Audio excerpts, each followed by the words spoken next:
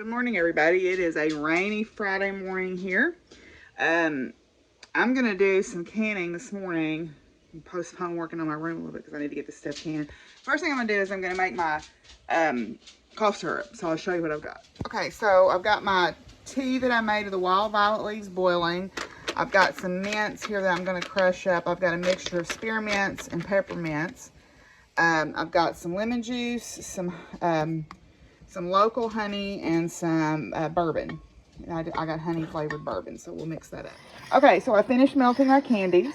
I'm not gonna lie, I put a little bit of food coloring in here because I had used red candies and green candies, which are complementary colors. So they melted, they kind of made this brown color, and I didn't think it was very good looking. So I put some a little bit of red food coloring in it.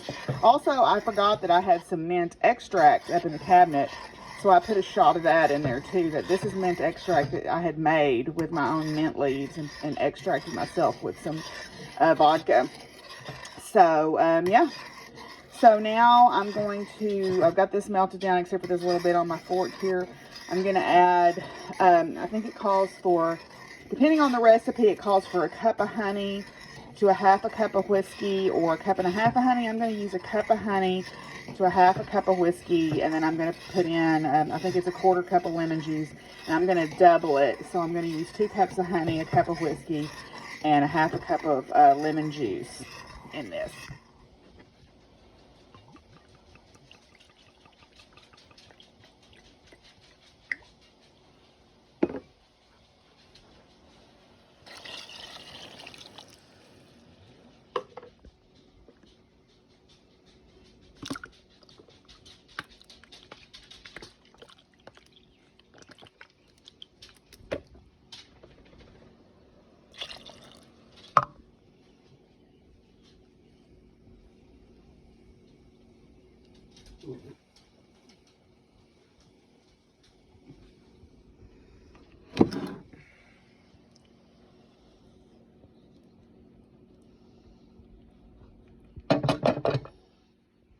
Okay, so after I boiled my peppermints to melt them, I turned the heat off underneath this for a couple of reasons. If you want to keep the alcohol content to help with your throat, if it boils, it's going to boil off the ethanol. The other thing, too, is if you get honey too hot, it loses some of its properties as well. So I didn't want it to get too hot. So I could let it cool for a little bit before I put all that stuff in there. I had turned the heat off underneath it. So that's an important caveat. Now, the recipe that I'm following recommends adding some peppermint candies to your jars for a little boost of peppermint. So, and also too, don't use peppermint oil because it won't combine in the mixture. You need to use the candies or use an extract. So I'm putting a few candies in the bottom of this jar. This is just a pasta sauce jar that I washed in hot water and cleaned out good. And I've got enough, I think, for 2 batches of this. My intent was to make a double batch. So I'm going to use a funnel and I'm going to pour it into my jar.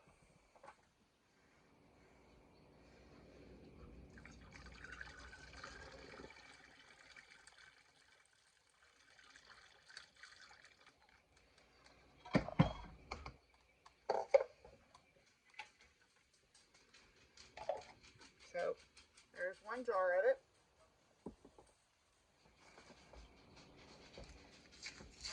And I was going to make a double batch because I was going to share with the friend who gave me this recipe.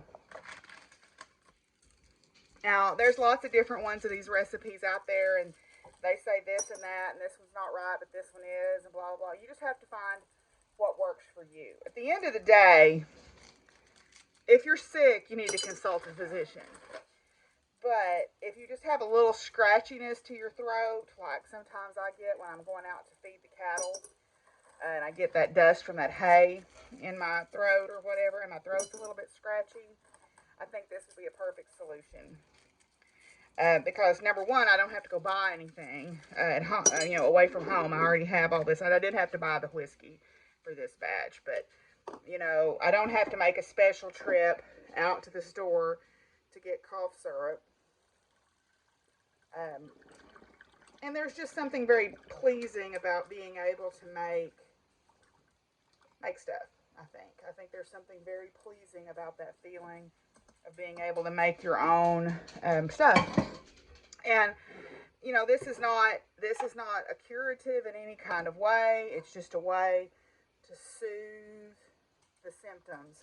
Obviously, if you're sick, go see a doctor. Better living through science. There's a balance between old ways and new ways, and I don't think either one has 100% of the answers. It's just like my view on religion. Everybody's got a piece of the puzzle. Nobody's got the top of the box, so we don't know what the whole picture is. We just have our little piece, and we need to figure out how it fits together with all the other pieces. Same thing with medicine and science and woo-woo stuff, as my friends call it. There's a balance there, right? Nothing is 100% perfect, so we find everything we can. Keep yourself well, then make yourself well if you need to.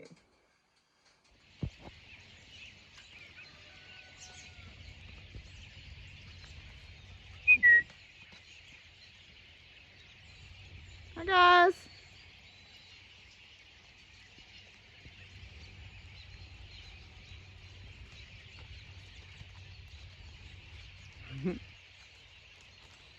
Hi, Mama. Hi, Mama. Hi, Trixie. Hello, pretty girl. Hello, pretty girl.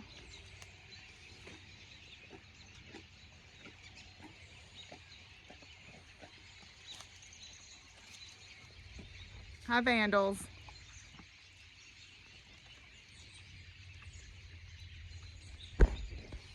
Hi, baby. Hello. Are you joining the vandals, Bo? You'd fit right in with them.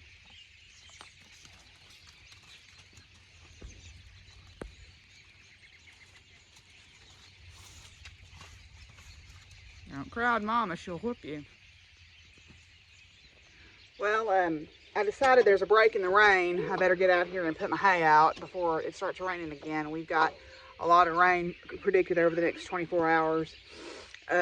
So I've got my stock is on simmering again to get warmed up. I had to do a little maintenance on my tractor, put some coolant in it. I noticed it was running a little warm. So let's see if she'll start. Come on. Okay, so here's my broth. I ran it through the colander. It's still got little bits of stuff in it, which I don't mind that so much.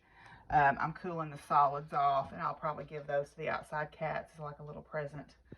But now what I'm going to do is I've got quart jars that are just kind of warm in this, in my canner. I'm going to fill those, seal them, and then process them at 25 minutes at 11 psi, but I'll show you that too. The other thing that's really important is make sure you don't put too much water in your pressure canner, and to have a rack in the bottom of it so that the jars are not sitting directly on the bottom of the canner. That would cause them to crack.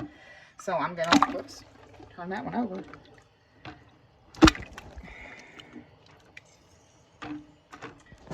So I'm going to load up my canner here with my pint or my quart jars. Just kind of leave them a little bit of room around. This canner will actually hold 7 in a layer, and supposedly you can stack them, but I've never felt comfortable stacking quarts. I'll stack pints. But this one, I don't think this one's really even deep enough to stack quarts. No, it's not. But you can stack your pints, and I have done that from time to time, but I just leave a little room around each one. Put that one right in the center, and then now we'll put our lid on. Okay, so I visually inspected to make sure nothing was blocking this opening. Now this is solid on the bottom so that you can't see through it. So now what I'm going to do is I'm going to wait. I'm going to sit this on the stove, and I'm going to wait till I see steam coming out of this steadily before I put the weight on it to start the pressure rising. So I've got a steady stream of steam coming out of this pressure valve relief here. So I'm going to put my weight on. So this canner has a gauge on it, which I prefer. You can get weights that tell you what the pressure is when they rock. I don't like those. I like the gauge. Call me, you know, newfangled or whatever. But I put this will stop the steam from escaping. So now the gas is trapped. And so we know from the ideal gas law that a gas that is enclosed in a finite volume and it can't escape, the pressure is going to start rising because it wants to expand and it can't. So it's going to increase the pressure as the temperature goes up. So that's what we're taking advantage of here with our pressure canning. So this gauge will tell us, and what we'll do is we'll watch this go up, and it needs to be, for my elevation, it needs to be at 11 psi for 25 minutes. Okay, so the little pressure valve has gone up here. Okay, so what should start happening as the seal sets around this thing, we should start to see the pressure going up. Okay, my canner is now at 11 psi. I'm going to back off on the heat just a little bit so it doesn't go up any higher. And I've got my timer set for 25 minutes, so now we just wait and we keep an eye on the pressure gauge. Okay, my timer's going off. So it's been processing for 25 minutes. So now all you do is you turn off the heat and you leave it alone. You leave it alone until this gauge has gone down to 0 and this little pop-off valve has gone back down. That'll indicate all the pressure is gone and it is safe for you to open the lid. So right now, you turn it off and leave it alone. One thing I wanted to mention, I have a gas stove, so my adjustments to my heat are pretty immediate. You're going to, if you have an electric stove, you have to pay extra attention because it takes longer for them to respond to heating up and cooling off. That's why I like having a gas stove, because it's a pretty instantaneous effect. But you'll notice already in just the time that I've turned this off, the pressure has now dropped down to about 9. So it will continue to go down, it will continue to cool off. Don't touch it until this is on 0 and this has gone back down. Okay, don't touch, don't do anything, leave it alone, walk away. Okay, so I ended up with 6 quarts of broth. I have just a little dab left over. I left about an inch headspace, which is what's recommended for quarts. This is a hot pack method because the broth is hot when it goes in the jar, so it only needs 25 minutes of pressure canning. But first, we've got to get it up to the correct pressure before we can start the timer. Okay, so I thought I would share with you the hot chocolates. I had my paper out, but I've covered it back up. So we're up to the 17th. So the 12th was spring tart. Then the 13th is biscotti. That sounds good. Silent Night. Oh, I love this one. Supportive relationship. I need to order a gallon of that. And then 16 is s'mores. That was yesterday's. And then today's is Imuna Cocoa. Cool. So there were a couple of little extras. The 12th had an extra, so let's see what it is.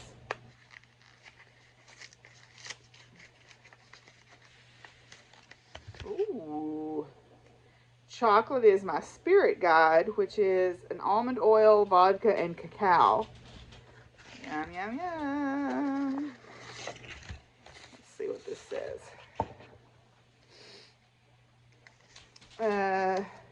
Roll-on perfume made with almond oil, vodka, and cacao absolute.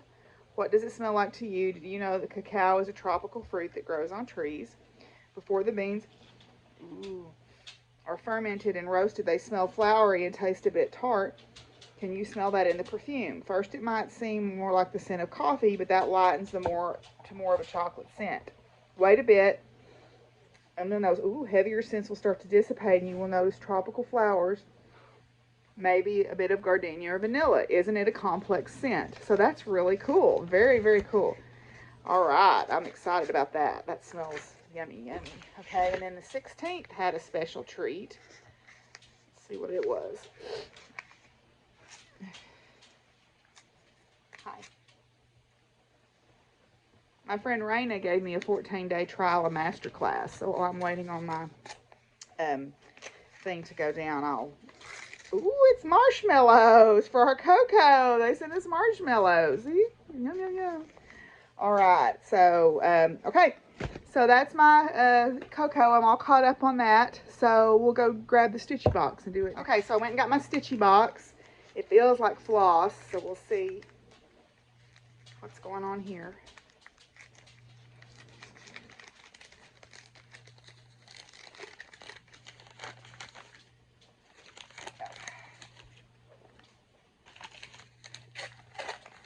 I'm not giving up on being dainty here. Ooh.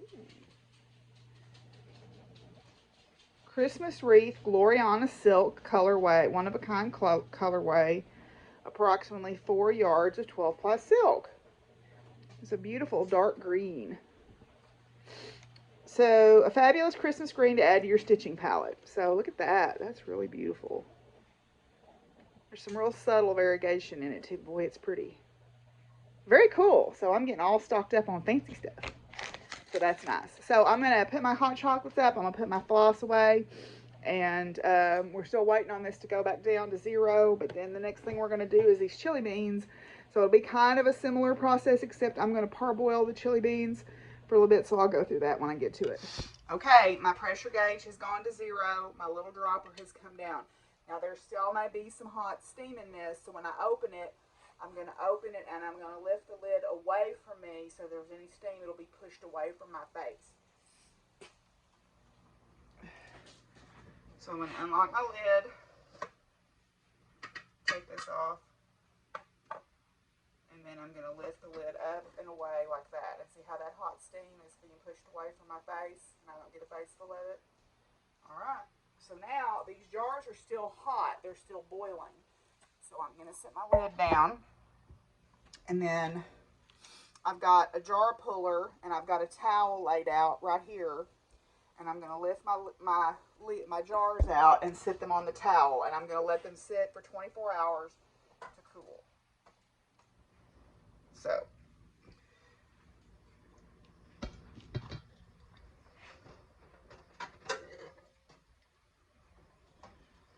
sometimes people prefer to let them sit in the canner to cool, but since I need to do these beans, I can't do that today. And plus, if you're doing multiple batches of something, you can't leave them sitting in the canner. Okay, so I'm going to finish taking these out, and then I'll get started on my beans. Okay, so the recipe I use for my beans is it calls for me to parboil them for about an hour or about 30 minutes before I put them in the jars. So I've got these on. They're just going to boil in water. Then I'm going to prepare my jars, and I'm actually going to run 2 canners this time, I think, because I've got so many of these. Okay, so I've prepared my jars with a spice mixture. This is my preferred chili mixture for seasoning my chili, but I can put more in when I cook my chili. So now what I'm going to do, I'm going to scoop beans out and try to drain them a little bit and put about 3/4 full a jar of beans, and then I'll put some of the cooking liquid in them. But this is where you're going to have to make sure there's no air bubbles, and I'll show you how to do that. Okay, so what I've done is instead of using the cooking liquid, because it wasn't seasoned anyway, I decided just to put hot water in the beans. Now, to make sure that there's no air pockets, I'm just taking, well, I'm using this meat fork, but you could use a butter knife or something, and I'm just running it down into the jar and making sure that there's no air bubbles trapped in the beans anywhere. So that will release all the air bubbles, like so. So I filled these roughly 3/4 of the way full with beans. So now I'm going to wipe the rims down and put my lids on. Okay, so I've got my lids and rings on. I wiped the rims down first, and I've got my lids and rings on. So now I'm going to load my canner. Same thing as before. I've got 7 jars here, and that's all that I want to put in this canner. So I will put my jars in. I'm using wide mouth pints for this one. I prefer to put my beans in wide mouth pints, but with the supply chain issues that are still carrying over from the pandemic, it's harder to find lids and rings. So I'm just using what I've got. I did come up with 7 wide mouth jars that I could use, and I have lids.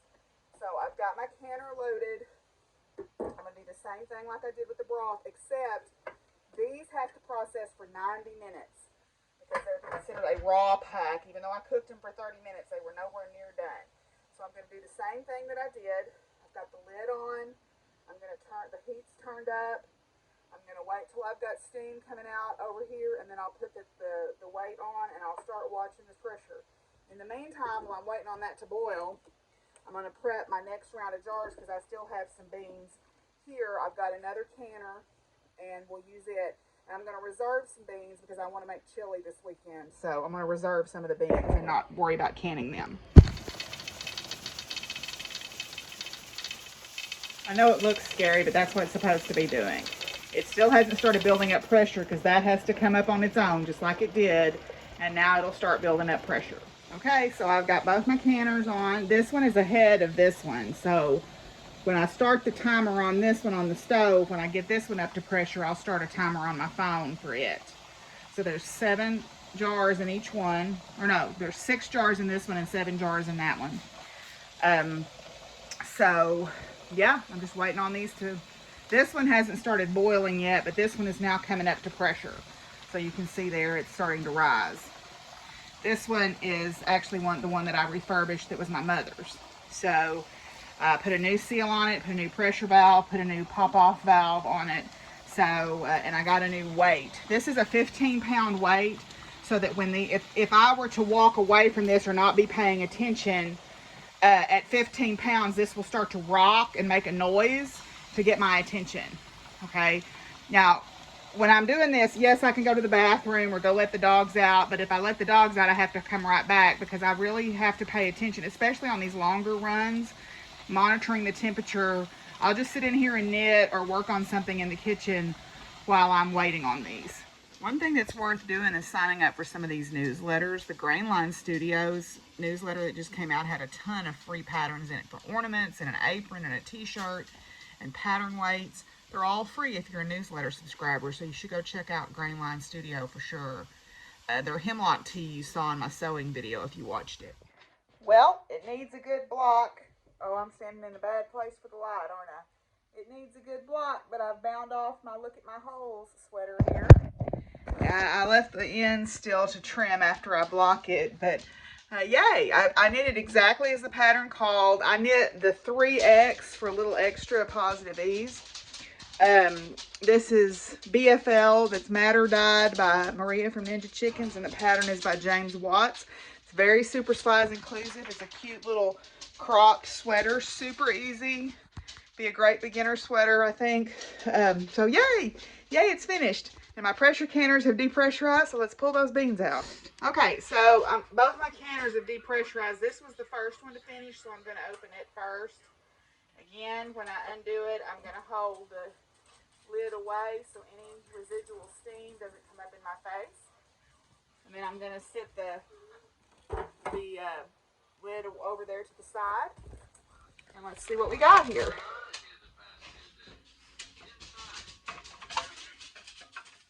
So there you go. There's your quart of chili beans. So I'm going to sit these out on this towel and let them finish cooling. And I call that a good day's work.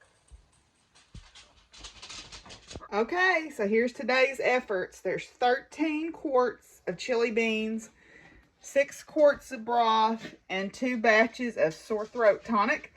So I call that a pretty good day. Plus I finished my sweater. So I think we're going to end it there. So I'll see y'all tomorrow. Bye.